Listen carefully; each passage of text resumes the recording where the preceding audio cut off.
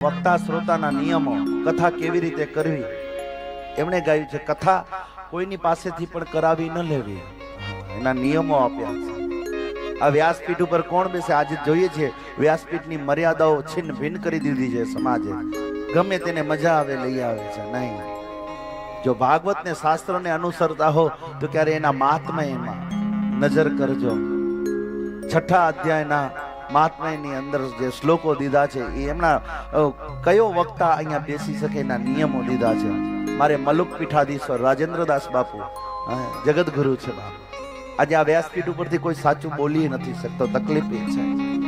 એ મહાપુરુષોને યાદ કરીએ, પણ મહાપુરુષોને કદાચ યાદ ન કરી શકો તો ક્યારેક આવા શાસ્ત્રોને તમારા ઘરની અંદર મૂકજો. એના યમ નિયમો આપ્યા છે. જેને કથા બેસાડવી છે એને પહેલો તો નિયમ ઈ લાગુ પડે, અથ તે સંપ્રવૃક્ષ્યાય સપ્તાહ શ્રવણે વિધિમ સાહરિવૈવસુ વિશ્ચૈવ પ્રાપ્ય સાધ્યો વિધિ સ્મૃતમ દૈવગ્નમ તમ સમાહુજ્ય મુહૂર્તમ પ્રચયન વિવાહે યાદૃશમિતમ તાદૃશમ પરિકલ્પયેત. સપ્તાહ યજ્ઞની વિધિ કહેતા બોલ્યા છે કે પહેલા તો બ્રાહ્મણ પાસેથી યોગ્ય મુહૂર્ત લેવું, અને મુહૂર્ત પૂછાવ્યા બાદ કાંઈ કસર બાકી ન મૂકવી, જેટલું હોય પોતાનું બધું લગાડી દેવું. અહીંયા કલ્પના બતાડી છે, વિવાહે યાદૃશમ વિત્તમ. તમે તમારા દીકરા કે દીકરીના લગ્ન કરો ત્યારે કઈ બાકી કરકસર મૂકો. વિવાહે યાદૃશમ વિત્તમ, જેટલો પૈસો ખર્ચો કરો. તાદૃશમ પરિકલ્પ, એવી કલ્પનાઓ તો રાખવી જ કે મારે સારું કરવું છે, ભલે ને એટલો વાપરો નહીં.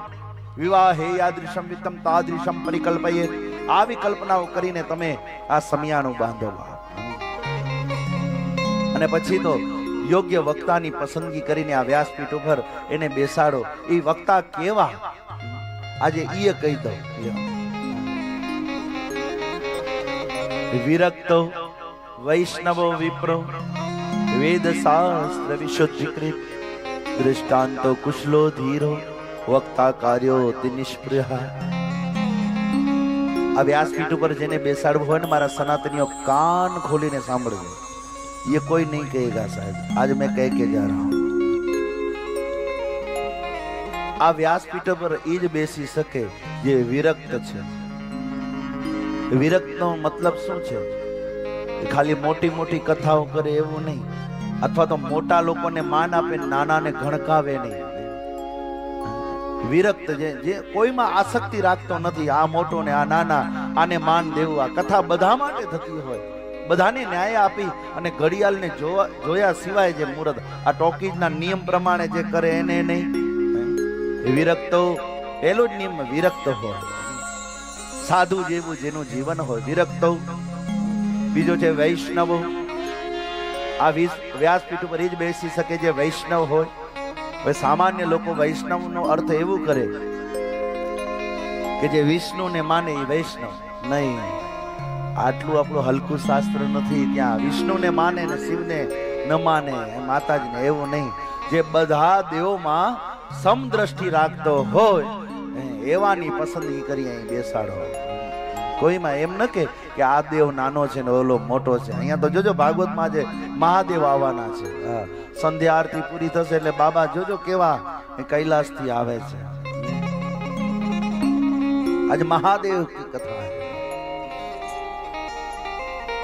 પહેલું જ નિયમ છે વિરક્ત હોય. બીજો વૈષ્ણવ. વૈષ્ણવ નો સામાન્ય અર્થ સંસ્કૃત વૈષ્ણવ, વિષ્ણવ ઇતિ વૈષ્ણવ. વિષ એટલે ઝેર, નૈવ જેની અંદર વાસના રૂપી ઝેર નથી એવા વક્તાની પસંદગી કરો. અથવા તો હવે ગુજરાતી સાહિત્યમાં તમને લઈ આવો. આમ સામાન્ય આપણે વાંચીએ 20 ને 9 કેટલા થાય? 29 વર્ષ. મારી ગણિત કાચી છે, શાસ્ત્ર પાકું છે. ગણિતના જવાબ તને દેવાના બધા. તું પાકો વેપારી છે.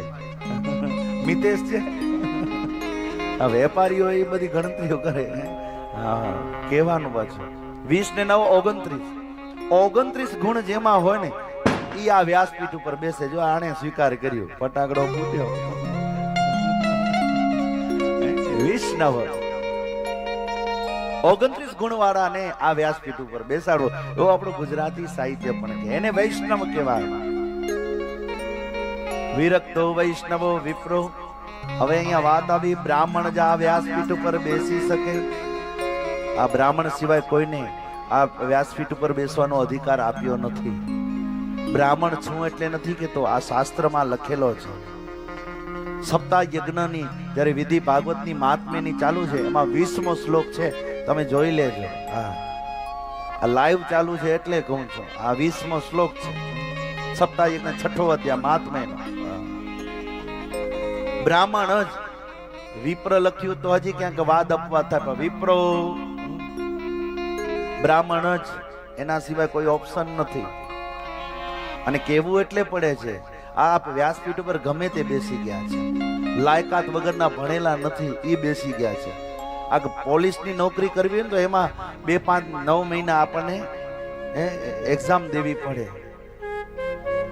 બધી પરીક્ષાઓ દેવી પડે. IAS IPS થવું એમાં આજે તો અહીંયા વગર પરીક્ષા વાળા, વગર ગુરુકુળમાં ભણ્યા સિવાય સંસ્કૃત ને કોઈ દિવસ જાણ્યું નથી, માણ્યું નથી, લીધું નથી, અને બધા લોકો આ વ્યાસપીઠ ઉપર બેસી ગયા લ્યો, અને ધર્મની વાતો કરવા લાગી ગયા. એટલે ધર્મને ક્યાંક ને ક્યાંક નુકસાન થઈ રહ્યું છે.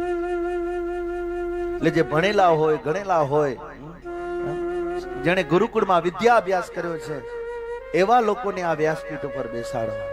વિરક્તો વૈષ્ણવો વિપ્રો બ્રાહ્મણ. આ જગ્યા ઉપર સ્ત્રીઓ બેસવા લાગી ગઈ છે. સ્ત્રીને કથા સાંભળવાનો પૂરેપૂરો અધિકાર. પાછું એવું નથી કે બ્રાહ્મણ છું એટલે બોલું છું, નહીં, અહીંયા લખેલું છે આ અધિકારમાં. જાણવાનો અધિકાર બધાને છે, કથા વાંચવાનો અધિકાર, પણ વ્યાસપીઠ ઉપર બેસી અને સમાજને પાછું અહીંયા ધ્યાન રાખજો. અહીંયા પ્રત્યેક લોકોને માન સન્માન અમારું શાસ્ત્ર આપે છે. કોઈને ઊંચ નીચના ભેદ નથી. પાછા ઊંચ નીચના ભેદ હતાય નહીં. આ તો રાજકીય લોકો અથવા તો કોઈ પોતાના રોટલા શેકવા માટે આ બધા વર્ણ ભેદ ઉભા કરી દીધા. ઘરની અંદર એક પિતાના 4 દીકરા હોય તો મોટો હોય ને મોટાના રીતે જ રહેવું પડે, નાનો હોય ને નાનાના રીતે જ રહેવું પડે. એક ફેક્ટરી હોય તો બધાને કઈ GM ન બનાવે. એક મોટો જનરલ મેનેજર બને તો બીજો સેક્રેટરી બને, ત્રીજો મેનેજિંગ ડાયરેક્ટર બને. આ બધી વ્યવસ્થા હોય. બધાને જનરલ મેનેજર બનાવી શકાય તો કંપની હાલે નહીં. એમ સંસારને ચલાવવા માટે ભગવાને વર્ણ વ્યવસ્થા કરી હતી. વર્ણ ભેદ હતો નહીં, અને વર્ણ ભેદ હોત તો સબરીબાઈના જૂઠા બોરા કોઈ દિવસ મારો રામ ખાત નહીં. યાદ રાખો, વર્ણ ભેદ ક્યારે ન હતો. ને આ કદાચ ત્રેતા યુગની વાત હશે. 200-500 વર્ષનો ઉજળો ઇતિહાસ. ક્ષત્રિયની દીકરી, મેવાડની મહારાણી કહેવાય મીરાબાઈ. એના ગુરુ કોણ હતા? રોહિદાસ ચમાર. યાદ રાખજો મારા વાલા, અહીંયા કોઈ વર્ણભેદ કોઈ વ્યાસપીઠ કરી ન શકે. એટલે કે બ્રાહ્મણને વાંચવું એટલે કોઈ એના સિવાય નહીં. મોટો હોય એને મોટાની રીતે ઘરમાં 4 એક બાપના 4 દીકરા છે, મોટાને કઈ નાનું નહીં કહેવાય, એ મોટો જ છે. બ્રાહ્મણ ઉપર મોટી જવાબદારીઓ છે. આ વ્યાસપીઠ ઉપર બેસું, તમે ત્યાં બેસી પાણી પી શકશો, એમ ગોટણ આમ કરી શકશો, તેમ કરી શકશો, લાંબા અમને છે અધિકાર. આ મોટાને આ ફરજ આવે છે. વગર પાણી પીધે 4-4, 5-5 કલાક સમાજના કલ્યાણ માટે બોલવું. અયોગ્ય વ્યક્તિ આવી હશે તો અહીંયા પાણી પીશે, નાસ્તા કરશે, તંબાકુ ખાશે, બધું કરશે, બધું કરે. પણ સમાજને જો સાચી દિશામાં વાળવું હોય તો મોટાના રીતે રહેવું પડે. નિયમ એ બધાને લાગુ પડે છે. એટલે અહીંયા વર્ણ ભેદ નથી. અહીંયા કથા બધા માટે છે, 18 વર્ણ માટે છે. આ કથા મંડપમાં બેસી જાઓ એટલે કથા આપોઆપ તમારી બની જાય છે.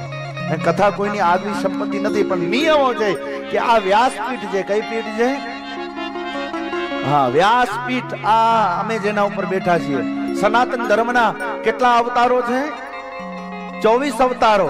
24 અવતારમાંનો વેદવ્યાસનો એક અવતાર છે, જે ભગવાનનો અવતાર છે. ભગવાને આ 18 પુરાણો આ લખ્યા કોણે છે? વેદવ્યાસે, જે ભગવાનનો અવતાર છે. ભગવાને જયારે 18 પુરાણો લખી દીધા ને, હવે 18 પુરાણો ઘર સુધી પહોંચે કેમ? એવી તો જ્યાં પ્રોડક્ટ બની જાય પણ બજારમાં વેચાય તો એ પ્રોડક્ટનું સાચું સેલિંગ કહેવાય, પ્રોડક્ટની ખરી માન્યતા કહેવાય.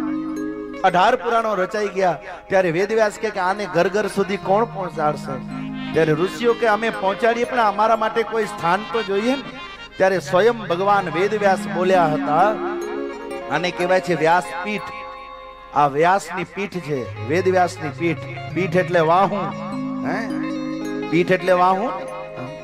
આ આગળના જે પાયા છે ને એ ભગવાનના 2 હાથ છે, આ 2 ભગવાનના પગ છે ને અમે જેના ઉપર બેઠા છીએ ને એ ભગવાનની પીઠ છે. ત્યારે વેદવ્યાસે કીધું કે ઋષિઓ તમે જો મારા પીઠ ઉપર બેસીને વાંચન કરશો તો હું મારી પીઠ આપીશ. એટલે ભગવાને પોતાની પીઠ આપી છે. ત્યારથી આજથી સુધી આ વ્યાસપીઠની મર્યાદાઓ આવી ગઈ. વાલ્મીકી આવી ગયા, કોઈ દિવસ એ પીઠને વાલ્મીકી પીઠ નથી કહેવાનો. એ તુલસી વાંચી ગયા, રામચરિતમાનસ તુલસી પીઠ નથી કહેવાનો. અનેક શાસ્ત્રકારો લખે આ પીઠ ઉપરથી જે વાંચન કરે, શાસ્ત્રનું ગાન કરે ને વ્યાસપીઠ જ કહેવાની છે. બહાર આ મર્યાદાઓ આપણી શાસ્ત્રની.